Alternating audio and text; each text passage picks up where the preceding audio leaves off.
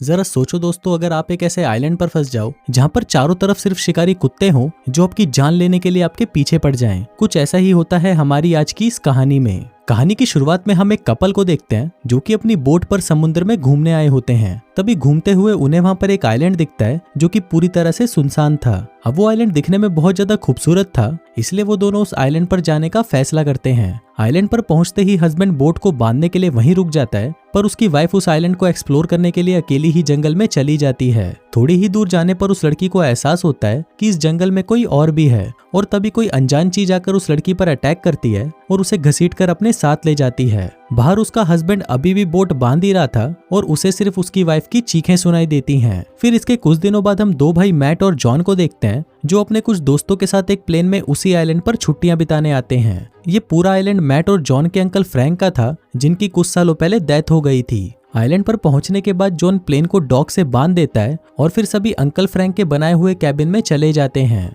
Cabin के अंदर पहुंचते ही मैट बिना टाइम वेस्ट करे सीधा अपनी गर्लफ्रेंड निकी के ऊपर टूट पड़ता है और उसके साथ वहीं पर इंटीमेट होने लगता है। दोस्तों, यहाँ पर मैं आपको बता दूं कि निकी पहले मैट के भाई जॉन की गर्लफ्रेंड थी, लेकिन वो जॉन के साथ खुश नहीं थी, इसलिए वो उसे छोड़कर मैट के पास चली गई। अगले दिन सभी पानी के अंदर काफी एंजॉय करते हैं और फिर कैबिन के बाहर बैठकर सभी सस्ते नशे करने लगते हैं। तभी वहाँ पर एक छोटा सा कुत्ते का पिल्ला आता है जो दिखने में काफी क्यूट लग रहा था। अब उसकी क्यूटनेस को देखकर सभी लोग पिघल जाते हैं और उस पिल्ले को अपने साथ कैबिन में ले जाते हैं। थोड़ी देर बाद सभी लोग मिलकर फिर से नशे करना शुरू कर देते हैं, जिससे परेशान होकर वो पिल्ला बाहर भाग जाता है। सारा और जॉन उसको ढूंढने के लिए बाहर आते हैं और देखते हैं कि वो पिल्ला एक जगह पर बैठा हुआ है। फिर सारा उस पिल्ले को उठाने के लिए जैसे ही उसके पास जाती है, तभी एक बड़ा सा शिकारी कुत्ता सारा पर हमला कर देता है और उसके पैरों पर काट लेता है। जॉन बहुत मुश्किल से उस कुत्ते को भगाता है और सारा को उठाकर कैबिन में ले आता है। वहाँ पर मैट सारा की पट्टी करता है और सभी इसे एक नॉर्मल सा हादसा समझकर टाल देते हैं। अगले दिन जॉन, मैट और नोआ जंगल में शिकार पर जाने का प्लान बनाते हैं।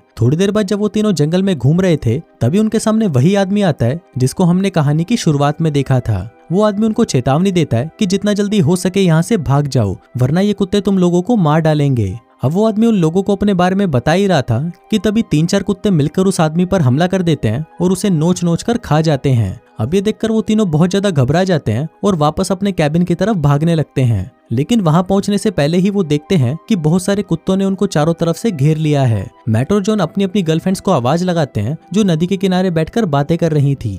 तभी वो दोनों भी उन कुत्तों को अपनी तरफ आता हुआ देख लेती हैं और वहां से भागने लगती हैं। फिर कैबिन के अंदर पहुंचने से पहले ही एक कुत्ता निकी के पैर को पकड़ लेता है और उसे खींचकर अपने साथ जंगल में ले जाने की कोशिश करता है। तभी वहां खड़ा जॉन निकी को बचाने के लिए अपने तीर से उस कुत्ते पर हमला करता है, पर जॉन का निशाना चूक जाता है और वो तीर सीधा जाकर निकी के पैर में घुस जाता है। फिर सभी लोग मिलकर निकी को कैबिन के अंदर लेकर आते हैं, जहाँ पर मैट उसके पैरों में से तीर निकालता है और उसकी पट्टी करता है। थोड़ी देर बाद मैट कैबिन का दरवाजा खोलकर देखता है कि सभी कुत्तों ने उनके कैबिन को चारों तरफ से घेर लिया है। अब उन सभी के पास और कोई ऑप्शन नहीं था, इसलिए वो लोग उस आइलैंड को छोड़ने का फैसला करते हैं। फिर वो सभी अपना सामान पैक करके वहां से निकल ही रहे थे कि तभी वो देखते हैं कि उन कुत्तों ने उनके प्लेन की रस्सी काट दी है, जिस कारण वो प्लेन बहकर अब नदी के बीच पहुंच गया है। इसके बाद वो सभी लोग डॉक पर जाते हैं और फिर जॉन प्लेन को वापस लाने के लिए नदी में कूदकर उसके पास जाने की कोशिश करता है। जॉन जैसे ही उस प्लेन के पास पहुंचता है, वो देखता है कि उन कुत्तों में से कुछ कुत्ते उस प्लेन के ऊपर ही बैठे हुए हैं। फिर वो कुत्ते भी जॉन को देख लेते हैं और उसे मारने के लिए उसके पीछे आने लगते हैं। जॉन किसी तरह तेजी से तैरता हुआ नदी से बाहर निकल जाता है और फिर वो सभी अपनी जान बचाने के लिए वापस कैबिन के अंदर आ जाते हैं।